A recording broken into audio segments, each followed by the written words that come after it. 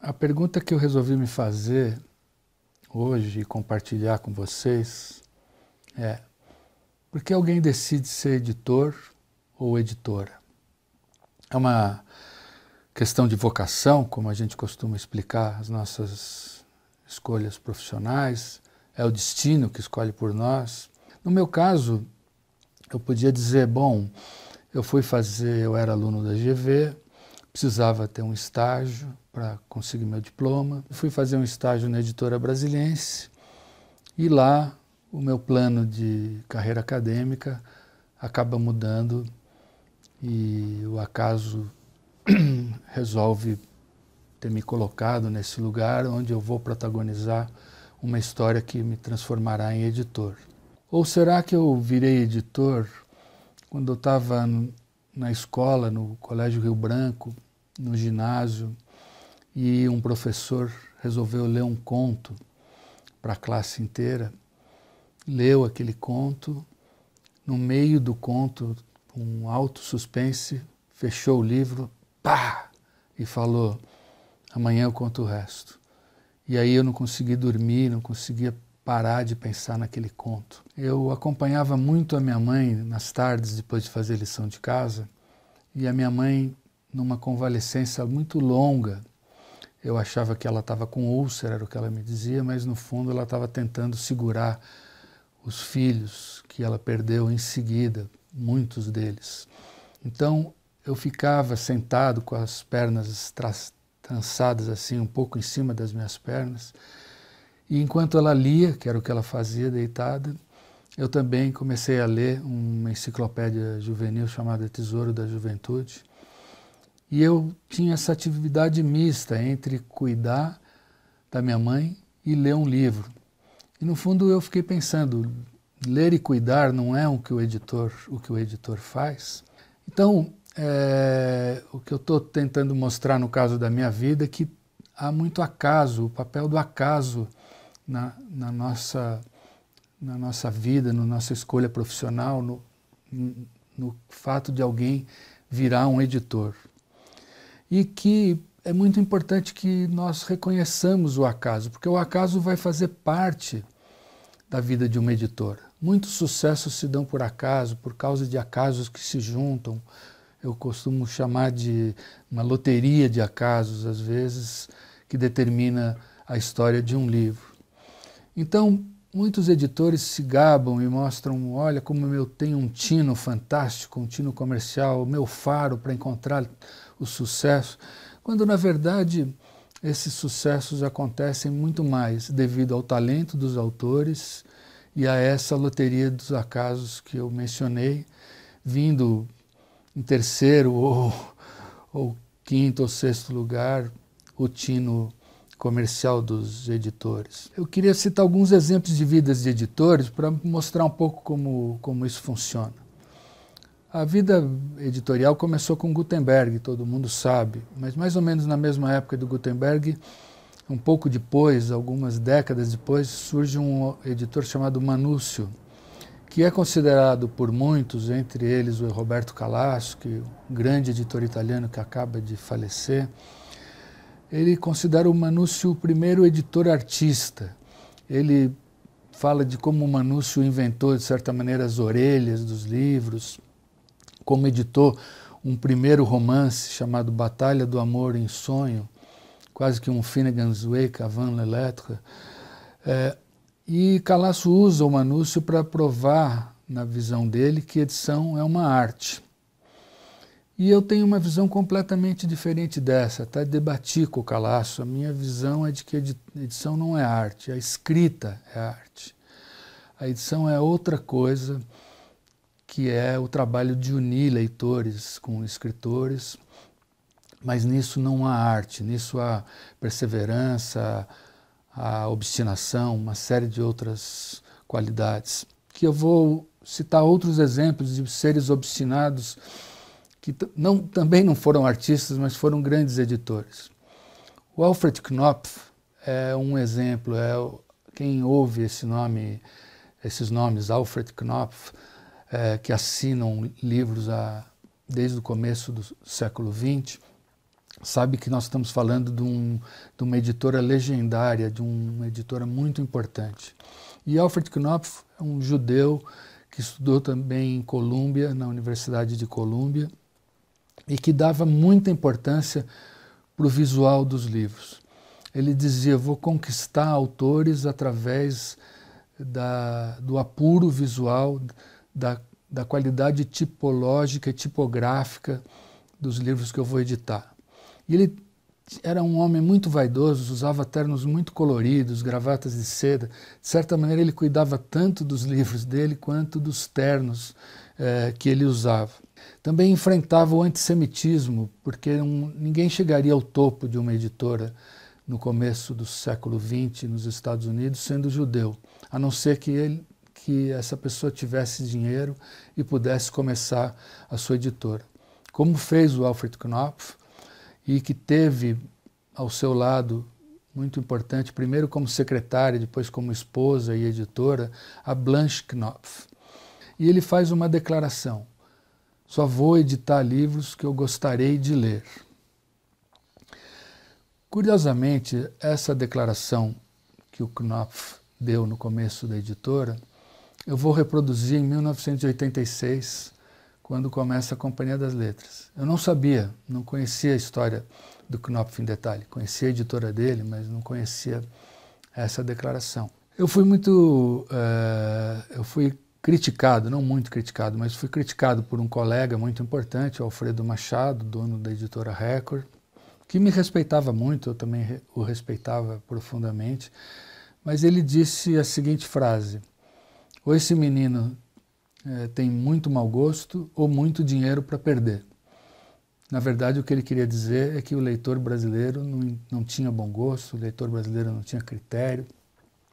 E nós vivíamos uma época em que o mercado ainda era bastante elitizado. E elitizado ou não, o leitor brasileiro tem critério, o leitor brasileiro sabe o que quer, o leitor brasileiro é inteligente, o leitor brasileiro tem bom gosto, ou vários tipos de bom gosto. Então, essa visão de que eu viria a editar apenas livros que eu gostaria de ler, ela vai mudar com o tempo. O que acontece? No Brasil, pós Fernando Henrique, Lula principalmente, acontece uma verdadeira distribuição de renda, não, infelizmente, não suficiente para acabar com a pobreza no país, mas um público de classe C, principalmente, ele começa a entrar no mercado editorial, assim como a entrar no mercado de cultura. As feiras de livro ficam lotadas de jovens vindos de classes mais populares. Isso também se deve ao fato de que esses governos passaram a investir em bibliotecas para classes menos favorecidas. E não cabia mais a Companhia das Letras continuar editando só para aquele público inicial. Nós precisaríamos também levar em conta esse público jovem e esse público de classes menos favorecidas ou classes mais pobres, como quiser, para poder realmente ser uma editora com participação social mais significativa. E aí nós acrescentamos uma coisa, que é um respeito ao detalhe. Respeitar a inteligência do leitor, respeitar o livro, é entender que o livro é feito de detalhes, que você está falando com o leitor na hora que você escolhe um papel menos claro, porque para não ter tanto contraste na leitura, para não ferir os olhos do leitor, que você escolhe a entrelinha certa para ter um espaço onde o leitor se considere abrigado. A mancha do livro é um espaço do leitor, aquele espaço em branco.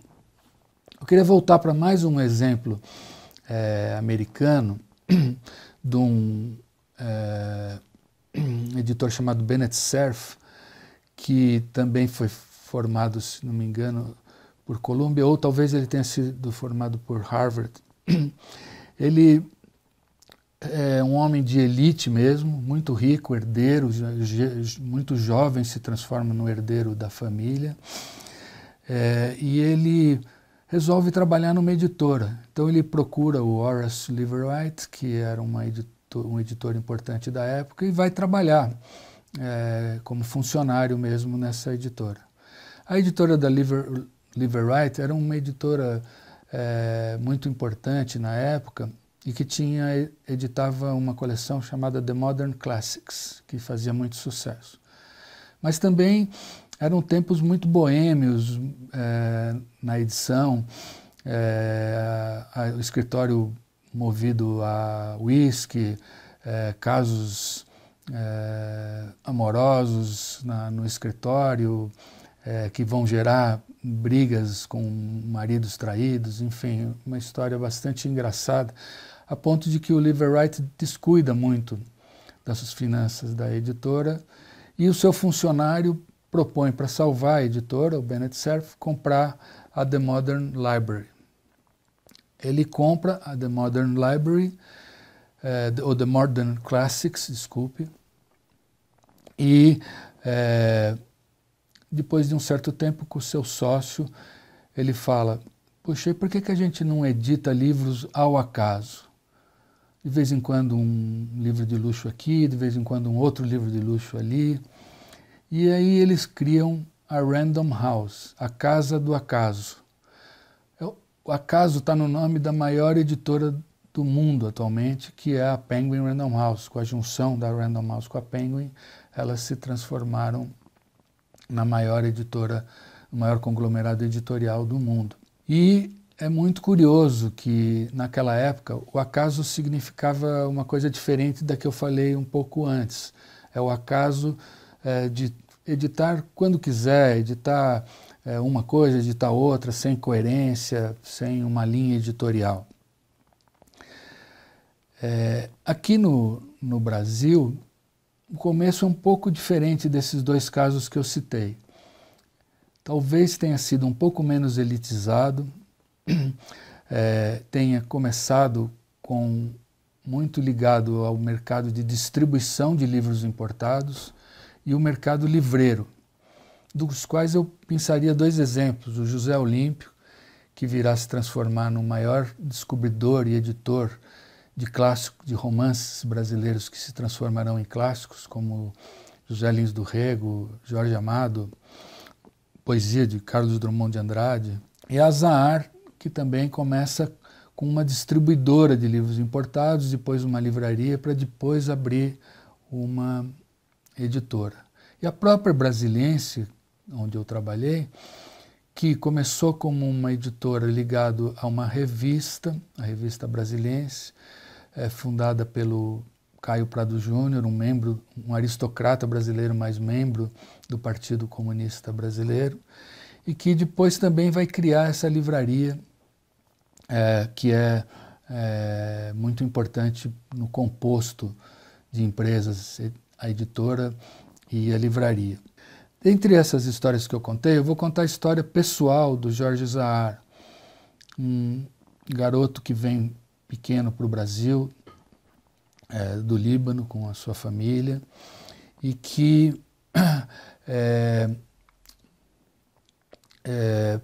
vai morar no Espírito Santo. A mãe e o pai se desentendem e a mãe imigra com os 4 filhos para o Rio de Janeiro.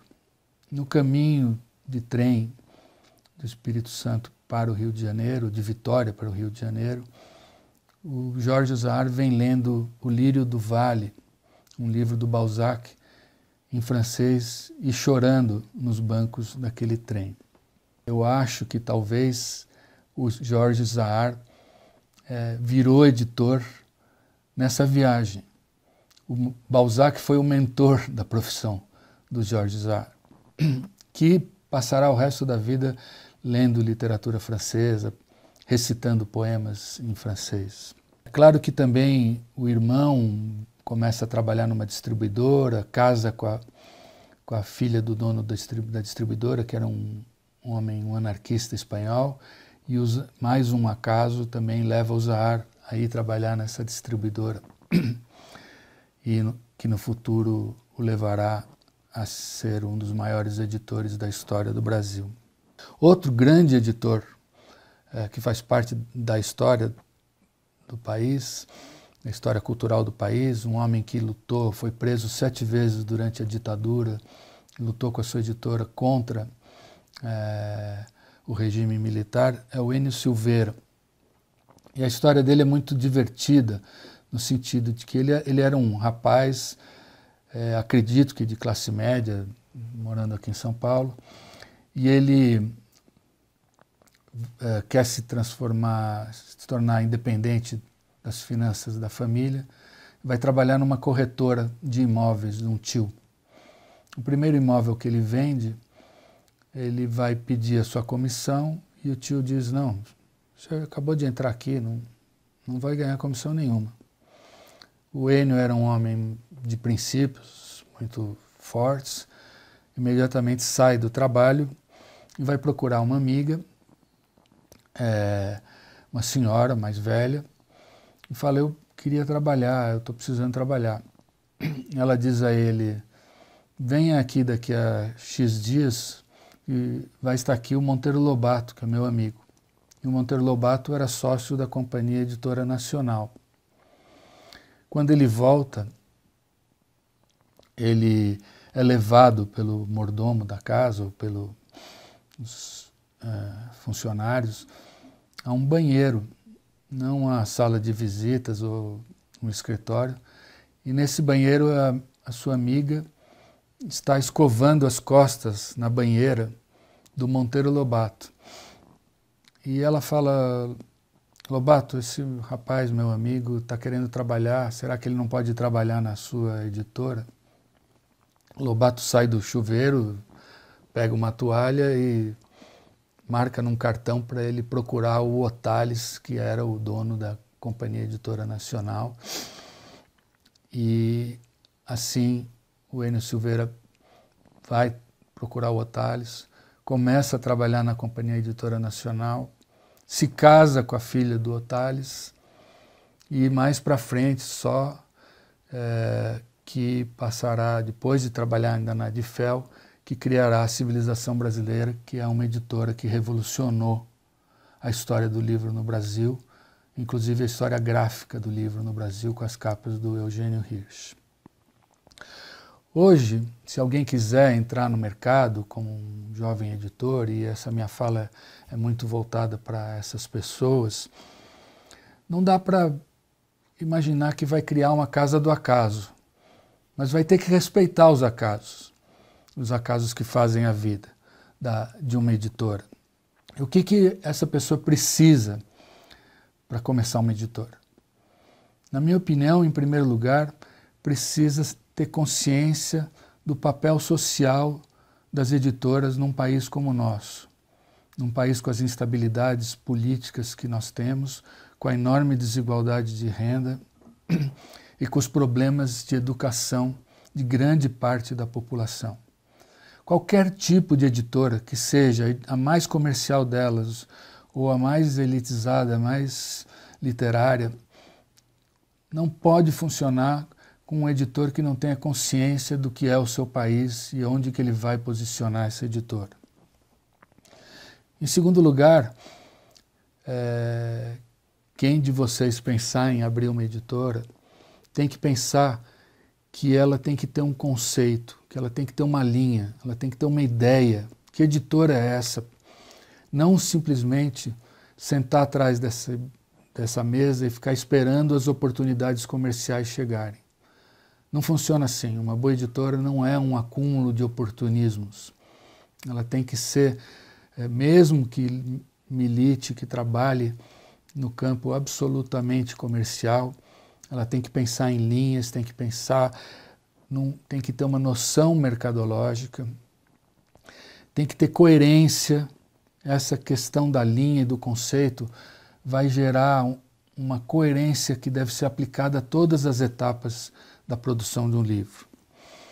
E vai, de certa maneira, se eu puder dar um conselho, é que considere a importância do detalhe, que considere o que a Companhia das Letras, na verdade, tentou trazer para o mercado, essa ideia de profissionalização, de respeito ao detalhe, de respeito ao leitor.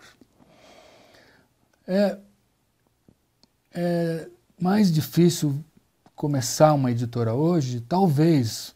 O mercado é muito competitivo, o número de editoras é muito grande.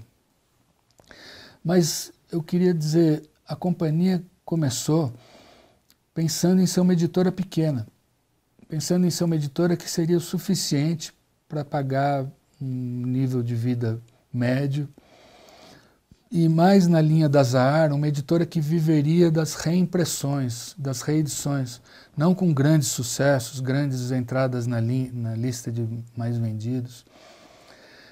Isso foi sendo construído com o tempo.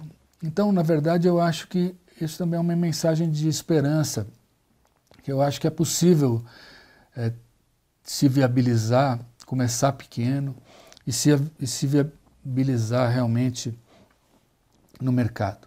Fora que as editoras pequenas estão cumprindo um papel fundamental hoje em dia. Quem começou com a bandeira das diversidades, de publicar mais livros de cor negra, de escritores negros, mulheres, trans, etc., em primeiro lugar vieram as editoras pequenas. A companhia tenta seguir esse exemplo e as editoras grandes, de certa maneira, elas são obrigadas, quer dizer, no nosso caso nós queremos seguir esse exemplo, mas o que aconteceu é que as pequenas editoras levantaram primeiro essa bandeira, chamaram a atenção. Quem não olhar e quem não se sentir pressionado por isso, bom sujeito não é. Efetivamente, essa é uma questão que foi trazida para o mercado pelas editoras pequenas. Bom, fazemos um salto. Final dos anos 70, eu estou na editora Brasiliense, começo dos anos 80, eu entrei lá acho que em 78, e eu ganho uma sala quando eu viro editor, ou gerente editorial, era o meu primeiro nome do cargo, que eu tive. Eu ganhei uma sala que a mesa era do Monteiro Lobato, e atrás de mim havia uma coleção de livros vermelhos, além de outras coleções de capa dura que a editora Brasiliense havia editado no passado. Com os livros vermelhos, uma coleção grande, volumosa, era de obras do Lima Barreto. Eu conhecia a obra do Lima Barreto um pouco, principalmente Triste Fim de Policarpo Quaresma, né? E eu chego para o Caio e falo, Caio, que era o dono da Brasiliense, e falo, puxa, alguém precisava fazer uma coletânea de contos do Lima Barreto, porque isso poderia ter muita adoção nas escolas. Aí ele falou, boa ideia, Luiz, o que você acha? Eu falei, vamos procurar os grandes críticos literários e ver se alguém topa fazer. Nenhum topou. Havia na época um fla-flu, Machado de Assis versus Lima Barreto. E o resultado desse fla-flu estava 10-0 para o Machado de Assis. Ninguém dava bola para o Lima Barreto, que é um escritor que está sendo redescoberto agora. Então o Caio, muito irreverente, chegou e falou, ninguém topou? Então faz você. Eu devia ter 22 anos, estava me formando na GV, eu tinha acabado de me formar, não tinha estudado letras, gostava de ler. Falei para ele, você está louco, como é que eu posso fazer uma coletânea do Lima Barreto? Eu não sou estudante de letras, não sou especialista. Não me interessa isso, você faz, você teve essa ideia, você faz.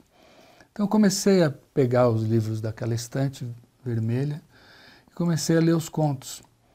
E aí, de repente, um dia fico completamente paralisado, começo a ler o conto que o professor Caricati tinha lido, A Nova Califórnia, um conto do Lima Barreto. Por isso também que eu mencionei no começo da conversa de que aquele pode ter sido o primeiro o momento em que eu virei editor. O livro virou esse aqui, ó, A Nova Califórnia, do Lima Barreto, e eu ganhei uma linda dedicatória, eu vou ler só um pedaço. Luiz, esse é o primeiro dos muitos livros que você vai editar. Desejo que todos eles reflitam, como ele, e tão bem, o cuidado e o amor que você lhe dedicou, ambos imprescindíveis para realizar coisas bonitas. continua. É uma dedicatória do Caio Graco, meu primeiro chefe, para o meu primeiro livro, que talvez já tinha me feito editor enquanto eu estava estudando de calças curtas no Colégio Rio Branco. O que eu acho de bonito nisso que eu tentei falar é o quanto o acaso move as nossas vidas e o quanto o acaso vai mover a vida de uma editora, como eu disse, nos sucessos, nos acontecimentos. Eu posso ter começado minha vida de editor, cuidando da minha mãe, tendo que olhar com um olho e com outro ler, e com o outro olhar para ela deitada e trazer leite, cuidar dela, ou ao ouvir esse conto maravilhoso. O Jorge Zahar pode ter começado a vida dele nos bancos do trem de Vitória para Rio de Janeiro, chorando ao ler Lírios do Vale. E o Enio Silveira pode ter começado a profissão graças a um corretor de imóveis pão duro e depois do voyeurismo de um banho do Monteiro Lobato com a sua amiga. Essas histórias com certeza poderiam ser acrescidas de muitas outras e nós poderíamos fazer a história da edição no Brasil, transformá-la no livro dos acasos. Também, falando de acasos e do livro dos acasos, fica a minha mensagem de humildade aos editores. Respeitem que há coisas mais importantes do que nós mesmos. Em primeiro lugar, o leitor, em segundo lugar, os acasos, a sociedade, o que está em nossa volta. Não é muito bacana disputar uma posição com quem realmente faz a arte, que são os escritores. É isso que eu queria dizer hoje para vocês, na comemoração dos 35 anos da Companhia das Letras, momento que me traz muita alegria e emoção. Obrigado a todos que acompanharam essa trajetória e continuam acompanhando e fazendo da Companhia das Letras o que ela é.